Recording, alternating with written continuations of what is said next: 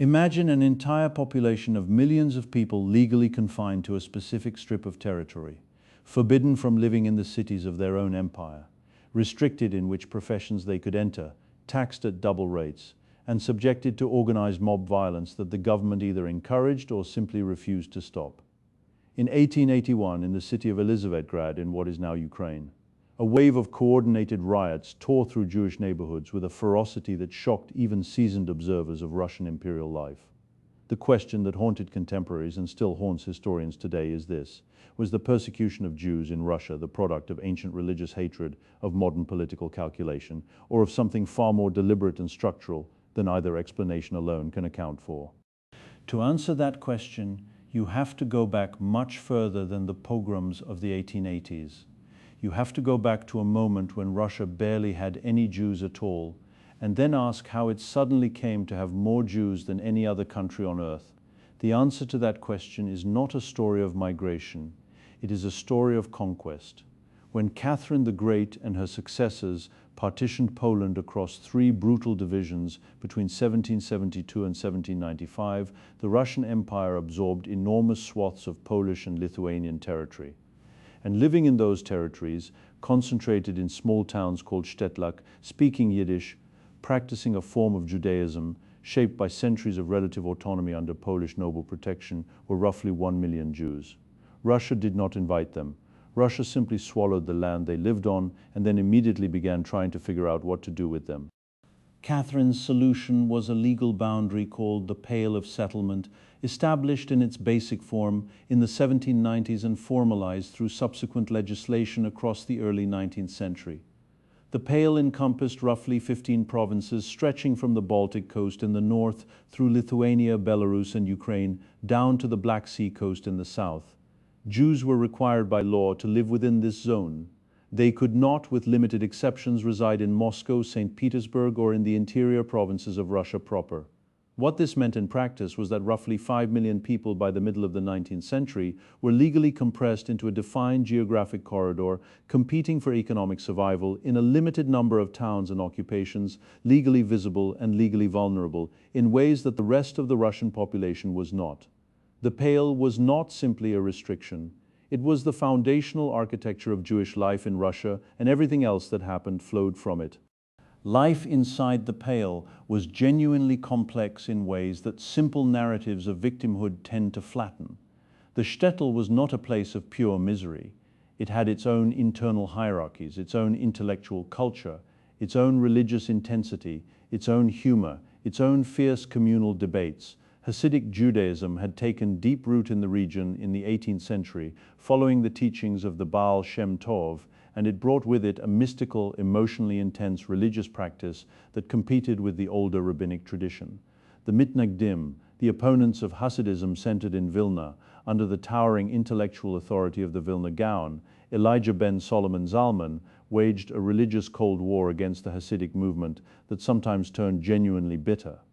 This was a world with its own internal politics, its own competing visions of what it meant to be Jewish, and its own sophisticated responses to the external pressures of imperial rule. But those external pressures were never far away. The Russian state's relationship with its Jewish population oscillated between two poles, and the oscillation itself was a form of cruelty. On one side was the project of integration, the idea that Jews could be made into useful subjects if they were educated in Russian, converted to the Orthodox faith, or at least induced to abandon their communal distinctiveness. On the other side was the project of exclusion, the idea that Jews were fundamentally incompatible with Russian society and needed to be contained, restricted, and in some visions expelled. Both projects were pursued simultaneously by different factions within the imperial bureaucracy, which meant that no Jewish family could ever be entirely sure which policy would govern their lives next year or next decade. That uncertainty was itself a kind of punishment. Alexander I, who ruled from 1801 to 1825, began his reign with genuine, if inconsistent, reformist intentions. His 1804 statute concerning the Jews attempted a kind of Enlightenment bargain. Jews would be given access to Russian schools, universities, and certain professions, but in exchange they were expected to gradually abandon their communal distinctiveness and become more like other Russian subjects. The statute also attempted to remove Jews from the liquor trade in rural areas, which was seen as a source of exploitation of peasants, though the evidence for this was far more complicated than the stereotype suggested. Alexander's reforms were never fully implemented, and the more liberal impulses of his early reign gave way to conservative reaction after the Napoleonic Wars. But the 1804 statute established a template that would recur throughout the 19th century. The promise of inclusion dangled as a reward for cultural transformation, while the conditions of that transformation were never quite met and the promise was never quite fulfilled.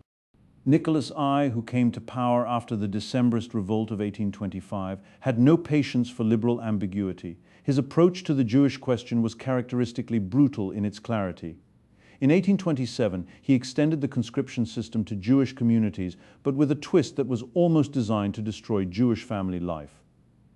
Jewish communities were required to provide recruits, and the recruits could be boys as young as 12 years old, who would first be sent to special Cantonist battalions to be prepared for military service and converted to Christianity in the process.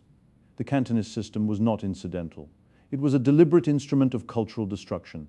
Jewish communal leaders, under enormous pressure to fill their quotas, sometimes hired cappers or snatchers, men who would literally seize children off the streets to meet the conscription numbers. The trauma this caused within Jewish communities was immense and long-lasting. Families were torn apart. Children disappeared into a military system that was explicitly designed to erase their Jewish identity. And the communities that survived bore the psychological weight of having sometimes participated in their own victimization. Yet even under Nicholas I, the picture was not uniform. Certain categories of Jews were permitted to live outside the pale. Wealthy merchants of the First Guild, university graduates, skilled artisans, and later trained medical personnel were granted the right of residence in Russian cities. This created a small but significant stratum of Jews who were integrated into Russian urban life, who spoke Russian, who participated in Russian intellectual culture, and who had a complicated relationship with their co-religionists still confined to the Pale. These were the Jews who would eventually produce figures like the pianist Anton Rubinstein, who converted to Christianity but remained culturally associated with Jewishness in the minds of Russian society, or the legal scholar Ilya Orshansky, who argued for Jewish civil rights from within the framework of Russian law.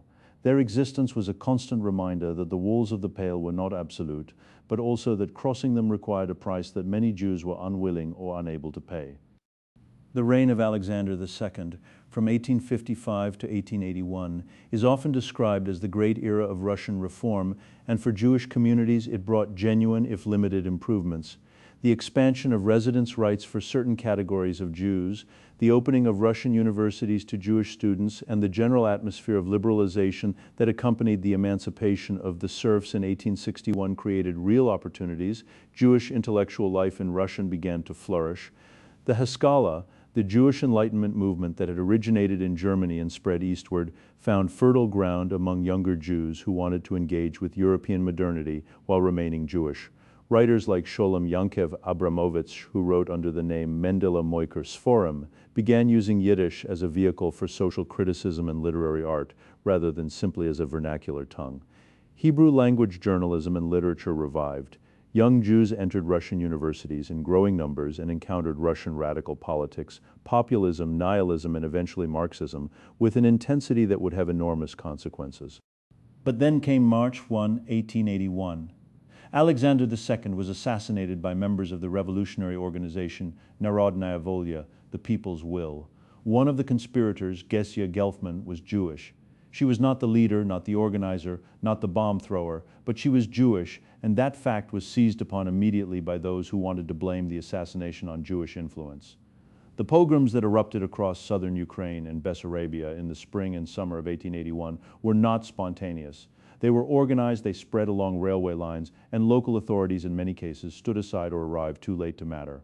Whether the new government of Alexander III actively organized the pogroms or simply tolerated them remains a point of historical debate, but the consequences of government policy are not in serious dispute. The May Laws of 1882, issued by Alexander III's government under Interior Minister Nikolai Ignatiev, dramatically tightened the restrictions on Jewish life. Jews were now prohibited from settling in rural areas even within the Pale, which pushed them further into already overcrowded towns. They were excluded from voting in Zemstvo elections. Quotas, numerous clauses, were imposed on Jewish enrollment in secondary schools and universities, limiting Jews to between 3 and 10% of student bodies depending on location. The message from the government was unmistakable. Konstantin Pobedonostsev, the chief procurator of the Holy Synod and one of the most influential advisors to Alexander III, reportedly summarized the government's desired outcome for Russia's Jews in 3 words. 1/3 would convert, 1/3 would emigrate, and 1/3 would die. Whether he actually said this is disputed, but the policy trajectory it describes was real enough. The response of Russian Jews to this escalating pressure was not passive. It was creative, fractured, and politically explosive. One response was emigration.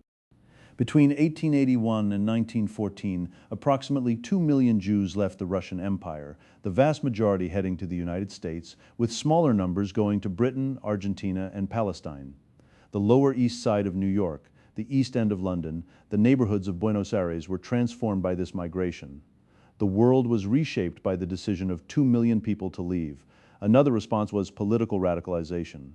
Young Jews who had entered Russian universities and encountered revolutionary politics now threw themselves into those movements with a fervor that was partly ideological and partly a response to the specific conditions of Jewish life. Jews were disproportionately represented in the Socialist Revolutionary Party, in the Menshevik wing of Russian social democracy, and in the specifically Jewish socialist organization known as the Bund, founded in Vilna in 1897. Which argued that Jewish workers needed their own autonomous socialist organization rather than simply dissolving into a general Russian revolutionary movement. A third response was Zionism.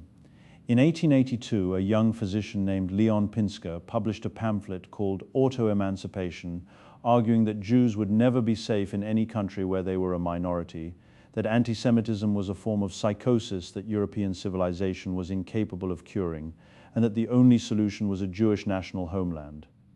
Pinsker was from Odessa, a cosmopolitan port city on the Black Sea that was one of the most important centers of Jewish intellectual life in the Russian Empire, and also a city that had experienced its own devastating pogrom in 1871. His analysis was shaped directly by the Russian experience when Theodor Herzl published Der Judenstaat in 1896 and launched the modern Zionist movement. He was building on intellectual foundations that Russian Jews had already laid. The first Zionist Congress in Basel in 1897 was dominated in significant part by delegates from the Russian Empire. The violence of the early 20th century surpassed even the pogroms of the 1880s. The Kishinev pogrom of April 1903, in what is now the capital of Moldova, killed 49 Jews, injured hundreds more, and destroyed hundreds of homes and businesses. The evidence that local authorities had advance warning and chose not to act is strong. The Interior Minister Vyacheslav von Plehve was widely believed to have encouraged the pogrom as a way of distracting popular attention from political unrest, though direct documentary proof of his personal involvement remains debated. What is not debated is the reaction. The Kishinev pogrom shocked the Jewish world internationally, inspired Chaim Nahman Bialik to write his devastating poem In the City of Slaughter, a work of such searing moral fury that it became a foundational text of modern Hebrew literature and Zionist politics simultaneously, and accelerated both emigration and the formation of Jewish self-defense organizations. Then came the revolution of 1905, and with it a new wave of pogroms, this time even more deadly. The October pogrom in Odessa killed somewhere between 400 and 800 Jews. The estimates vary, over 3 days in which mobs burned, looted, and murdered, while police and soldiers either stood by or actively participated. Across the Pale that autumn, more than 600 communities experienced anti-Jewish violence. The 1905 pogroms were in part a reaction by conservative and nationalist forces to the revolutionary upheaval, a way of channeling popular anger into anti-Jewish violence rather than anti-government politics. The Black Hundreds, ultra-nationalist organizations with connections to the police and sometimes to the court, played an organizing role. The Protocols of the Elders of Zion, a fabricated document purporting to reveal a Jewish plan for world domination, had been published in Russia in 190-03 and was now being distributed by the thousands to inflame popular hostility. The Baylis affair of 1911 to 1913 revealed just how far the Russian government was willing to go to exploit anti-Semitism for political purposes. Mendel Baylis, a Jewish factory manager in Kiev, was arrested and charged with the ritual murder of a Christian boy named Andrei Yushchinsky. The charge of blood libel, the medieval accusation that Jews murdered Christian children to use their blood in religious rituals, had no basis in fact, had been repeatedly condemned by popes and by rational authorities across Europe for centuries, and was recognized by virtually every serious scholar as a pure fabrication. Nevertheless, the Russian government pursued the prosecution for 2 years, apparently hoping to use it to inflame anti-Semitic sentiment and discredit liberal and revolutionary opposition. The trial became an international cause célèbre. Russian liberals, including prominent non-Jewish intellectuals, rallied to Bayless's defense. He was acquitted in 1913, but the prosecution itself had revealed the depths of official anti-Semitism in the late imperial system. When the First World War began in 1914, Russian Jews faced a new and specific catastrophe. The front lines of the Eastern Front ran directly through the Pale of Settlement. The Russian military high command, operating on the assumption that Jews were inherently disloyal and likely to collaborate with the enemy, expelled hundreds of thousands of Jews from the front zones in 1915. The expulsions were sudden, brutal, and accompanied by violence. Entire communities were given hours to leave. People walked in winter conditions with whatever they could carry. Between 500,000 and 1 million Jews were forcibly displaced from their homes in what was one of the largest forced population movements in European history up to that point. The irony was that Jewish soldiers were serving in the Russian army in large numbers, fighting and dying for an empire that was simultaneously expelling their families. And then came 1917. The February Revolution that overthrew the Tsar brought immediate and dramatic change for Russian Jews. The provisional government, almost immediately upon taking power, abolished the Pale of Settlement, the numerous clauses, and virtually all the legal disabilities that had governed Jewish life for over a century. For a brief, extraordinary moment, Russian Jews were legally equal citizens for the first time in the history of the Russian state. The sense of liberation was genuine and profound. But the moment was also unstable because the revolution was not finished, and what came next would transform Jewish life in ways that the euphoria of February 1917 could not predict. The Bolshevik seizure of power in October 1917 brought a different kind of change. The Bolsheviks were officially and genuinely committed to the abolition of national and religious discrimination. Many of their most prominent leaders were of Jewish origin: Leon Trotsky, Yakov Sverdlov, Grigory Zinoviev, Lev Kamenev, Karl Radek. This fact was not lost on their enemies, who used it to construct the myth of Judeo-Bolshevism, the idea that the revolution was a Jewish conspiracy against Christian Russia. The myth was a lie, but it was a politically powerful lie, and it would have lethal consequences. During the Russian Civil War of 1918 to 1921, the White Armies and various Ukrainian nationalist forces carried out pogroms of a scale and ferocity that dwarfed anything the Tsarist period had produced. Estimates of the number of Jews killed in Civil War pogroms range from 50,000 to 200,000. The perpetrators were primarily the White Armies of Anton Denikin and Semyon Petliura's Ukrainian forces, though Bolshevik units also committed atrocities. The Civil War pogroms were, by any measure, among the worst episodes of mass violence against Jews in history prior to the Holocaust. The Soviet period brought a transformation that was genuinely paradoxical. On one hand, the Soviet state dismantled the formal structures of anti-Semitic discrimination. Jews could live anywhere, attend any university, enter any profession, rise to positions of power in the party and state apparatus. In the 1920s, there was even a brief experiment with Jewish territorial autonomy in Birobidzhan, a remote region of the Soviet Far East near the Chinese border, which was designated in 1934 as the Jewish Autonomous Oblast. The project was largely a failure in terms of attracting settlers, but its existence reflected a genuine, if confused, Soviet engagement with the national question as it applied to Jews. On the other hand, the Soviet state attacked Jewish religious and cultural life with the same ferocity it directed at all religion and all non-Soviet cultural institutions. Synagogues were closed. Hebrew was suppressed as a bourgeois and Zionist language. The Bund was liquidated. Jewish religious education was criminalized. The Yiddish cultural institutions that had flourished briefly in the 1920s were gradually strangled and then destroyed in the purges of the late 1930s. Stalin's relationship with Soviet Jews is one of the most chilling chapters in this entire history. In his final years, Stalin appears to have been developing a new anti-Semitic campaign that combined traditional Russian prejudices with a specifically Soviet ideological framework.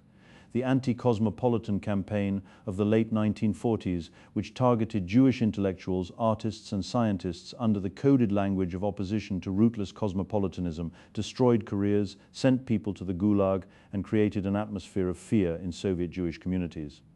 The Jewish Anti-Fascist Committee, which had been organized during the war to mobilize international Jewish support for the Soviet Union, was dissolved in 1948. Its leaders were arrested. In 1952, 13 of them were secretly tried and executed in what became known as the Night of the Murdered Poets. Then came the Doctor's Plot of 1953, in which a group of mostly Jewish physicians were accused of plotting to murder Soviet leaders. The accusation was almost certainly fabricated, and there is historical evidence, though not absolute proof, that Stalin was planning a large-scale deportation of Soviet Jews to Siberia before his death in March 1953 interrupted whatever he had in mind.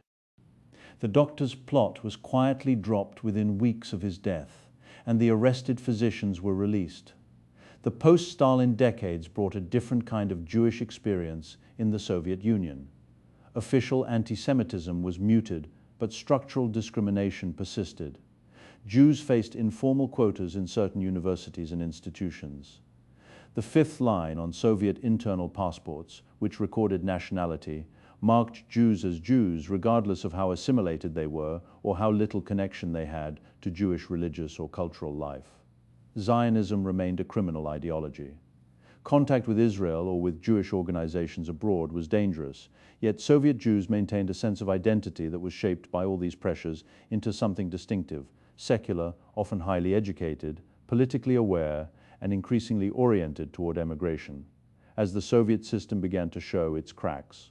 The Refusenik movement of the 1970s and 1980s, in which Jews who had been refused permission to emigrate organized publicly to demand their right to leave, was one of the most sustained human rights movements within the Soviet Union and attracted enormous international attention. When the Soviet Union finally collapsed in 1991, the gates opened. Over the following decade, roughly 1 million Jews emigrated from the former Soviet Union to Israel, and hundreds of thousands more went to the United States, Germany, and other countries. The Jewish population of Russia, Ukraine, and the other successor states fell dramatically. Communities that had existed for centuries, that had survived pogroms and revolution and civil war, and Stalinist terror, simply dispersed. The physical landscape of the former Pale of Settlement, the synagogues, the cemeteries, the traces of Yiddish civilization remained as monuments to a world that had been destroyed not in one catastrophe, but in a series of catastrophes spread across 2 centuries. What does this history tell us? It tells us that the persecution of Jews in Russia was not an accident of popular prejudice that the state failed to control.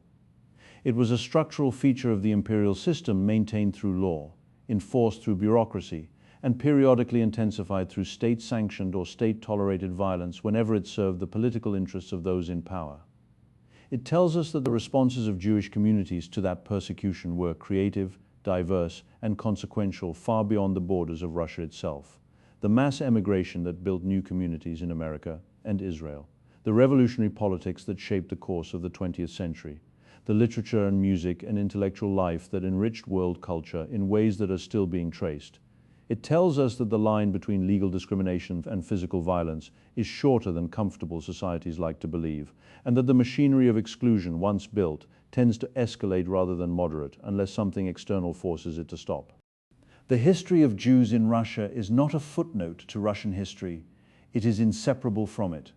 The Pale of Settlement shaped the economic and social geography of the Western Empire. The pogroms shaped Russian revolutionary politics.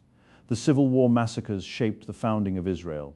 The Soviet Jewish experience shaped the Cold War, the human rights movement, and the demographic transformation of multiple countries simultaneously. Every major turning point in modern Russian history intersects with this story, and every major development in modern Jewish history has its roots somewhere in the territory of the Russian Empire.